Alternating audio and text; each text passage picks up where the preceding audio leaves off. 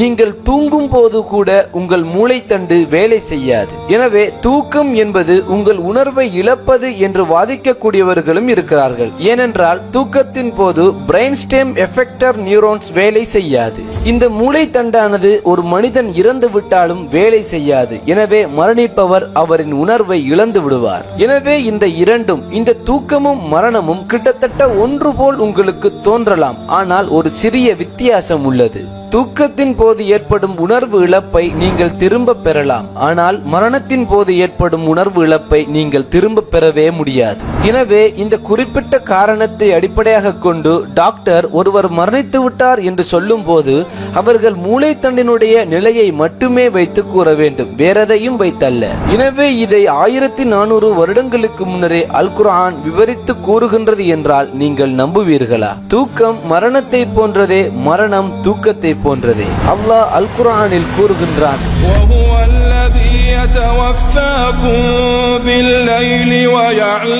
அவன்தான் இரவில் உங்களை மரணிக்கச் செய்கின்றான். இன்னும் நீங்கள் பகலில் செய்தவற்றையெல்லாம் அறிகிறான். மீண்டும் உங்களின் குறிப்பிட்ட தவணையை முடிப்பதற்காக பகலில் எழுப்புகிறான். பின்னர் உங்களுடைய இறுதி மீட்சி அவனிடமே இருக்கின்றது.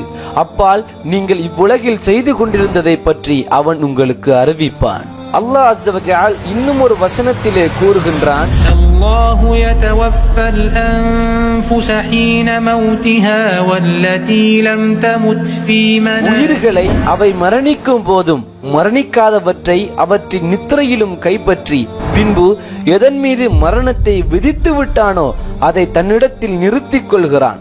மீதி உள்ளவற்றை ஒரு குறிப்பிட்ட தவணை வரை வாழ்வதற்காக அனுப்பி விடுகிறான். சிந்தித்து பார்க்கும் மக்களுக்கு நிச்சயமாக அதில் அட்டாட்சிகள் இருக்கின்றன. அல் குர்ஆன் தூக்கத்தையும் மரணத்தையும் ஒப்பிட்டு கூறியது மட்டுமல்லாது, சுப்ஹானல்லாஹ், சிந்தித்து பாருங்கள், மரணம் என்பது உங்கள் உயிர், உங்கள் உணர்வு திரும்பி வராத அந்த நிலை என்கிறது அல் குர்ஆன். 1400 வருடங்களுக்கு முன்னர் இவ்வளவு கேள்வி கேட்க முடியாத நுணுக்கமான ஒரு வரையறையை எப்படி அல் குர்ஆன் விதித்தது? மரணம் என்பது உங்கள் மூளைத்தண்டு வேலை செய்யாமல் இருப்பதே. அது இதயத்தின் துடிப்பை பற்றியதோ அல்லது ஒருவர் மூச்சு விடுவதை பற்றியதோ அல்ல. வேறு எந்த உடலின் அங்கங்களை பற்றியதோ அதன் செயற்பாடுகளை பற்றியதோ அல்ல. ஆம், உலகில் பல ஆயிரக்கணக்கான மக்கள் இறந்து விட்டார்கள் என கூறப்பட்டதன் பிறகும் கூட அவர்கள் உயிர் வாழ்வதற்கு அதிகம் வாய்ப்பு உள்ளது. இதனால் தான் முஸ்லிம்களாகிய நாங்கள் கூறுகின்றோம், மனிதநேயத்தின் அடிப்படையில் ஒரு டாக்டர் ஒருவர் இறந்து விட்டார் என்று கூற வேண்டுமானால் அவருடைய மூளைத்தண்டு முற்றாக வேலை செய்வதை நிறுத்திவிட்டதா இல்லையா என்பதை ஆராய்ந்தே கூற வேண்டும்.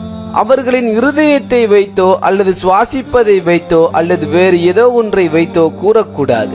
எனவே நாம் தூங்கும் பொழுது பிரெயின் ஸ்டெம் எஃபெக்டர் நியூரான்ஸ் சிறிது நேரத்திற்கு அது செயலிழந்துவிடும். பின்னர் நாம் தூக்கத்தில் இருந்து எழுந்து விட்டால் அது மறுபடியும் வேலை செய்ய துவங்கிவிடும். இந்த கண்டுபிடிப்பானது 2008 டாக்டர் மெக்காலி மற்றும் டாக்டர் சின்டன் என்பவர்களால் ஸ்காலர்பீடியாவில் கூறப்பட்டது.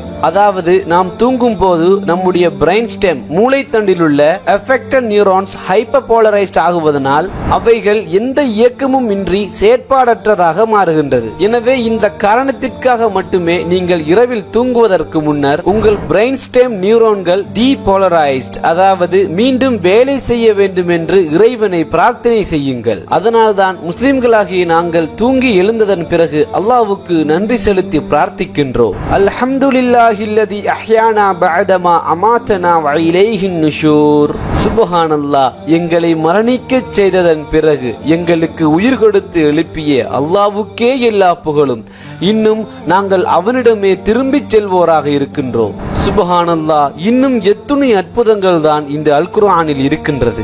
1950 கூட மரணம் என்பது உங்கள் இருதய துடிப்பு நின்று விட்டாலோ அல்லது உங்கள் சுவாசம் நின்று விட்டாலோ அதுவும் மரணத்தின் அறிகுறியாகவே கருதப்பட்டது. நரம்பியல் விஞ்ஞானியான டாக்டர் ஜேம்ஸ் பெனாட் 2014 லைஃப் சயின்ஸில் அவருடைய பேச்சில் கூறுகின்றார், 1959 பிறகுதான் பிரெஞ்சு நரம்பியல் விஞ்ஞானிகளான மொரிஸ் கேலான் மற்றும் பியர் மொலரேட் என்பவர் என்பவர்களால் மரணத்திற்கான வரையறையே நரம்பியலின் அடிப்படையில் புதிதாக மாற்றப்பட்டது. ஏற்கனவே இருந்த இருதய நுரையீரல் வகைக்கு மேலதிகமாக நரம்பியலும் அதில் சேர்க்கப்பட்டது. உண்மையில் அவர்கள் இருவரும் அநேகம் பேர் உயிருடன் புதைக்கப்படுவதை விட்டும் காப்பாற்றி விட்டார்கள். அதாவது திரும்ப பெற முடியாத ஹியூமன் கான்சியஸ்னஸ், மனித உணர்வை இழப்பதே மரணம் என்றார்கள். இந்த சம்பவம் நடந்ததே 1959 தான். ஆனால் அல் குர்ஆன் 1400 வருடங்களுக்கு முன்னர் எதிர்த்து கேள்வி கேட்க முடியாத மரணத்திற்கான ஒரு வரையறையை கூறியதே. உங்களாலும் இந்த வீடியோவை பார்ப்பதற்கு முன்னர் கூட மரணம் என்றால் என்ன என்பதை துல்லியமாக வரையறை செய்து காட்ட முடியாமல் இருந்திருக்கும். அப்படி என்றால் இதை எப்படி அல் குர்ஆன் கூறியது? இதை நிராகரிப்போர் உண்மையிலே கண்கள் குருடானவர்களா அல்லது குருடானது அவர்களின் இருதயங்களா?